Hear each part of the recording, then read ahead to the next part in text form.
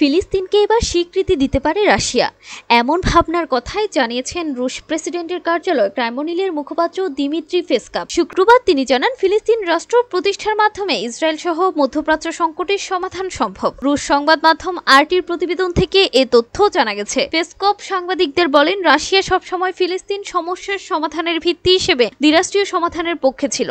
Moscow 1988 সালে ফিলিস্তিনের স্বাধীনতা ঘোষণাকে সমর্থন করে স্বীকৃতি দিয়েছিল। পেসকভের মতে, শান্তি কেবল জাতিসংঘের নিরাপত্তা পরিষদের প্রস্তাবনা মেনেই চলার মাধ্যমে অর্জন করা সম্ভব। এর আগে ফরাসি প্রেসিডেন্ট ইমানুয়েল ম্যাক্রো জানিয়েছেন, আগামী সেপ্টেম্বরে জাতিসংঘ সাধারণ পরিষদে ফ্রান্স আনুষ্ঠানিকভাবে ফিলিস্তিনকে স্বীকৃতি দেবে। এদিকে ফিলিস্তিনকে রাষ্ট্রের স্বীকৃতি দিতে ব্রিটেনের ক্ষমতাসীন লেবার পার্টির উপরও চাপ বাড়ছে।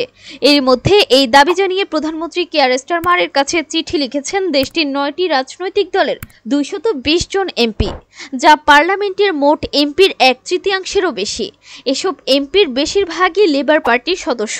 তারা যুক্তি দিয়ে বলেছেন, ফিলিস্তিনকে যুক্তরাজ্যের স্বীকৃতি শক্তিশালী বার্তা দেবে এবং দ্বিরাষ্ট্রীয় সমাধানের দিকে একটি গুরুত্বপূর্ণ পদক্ষেপ হবে।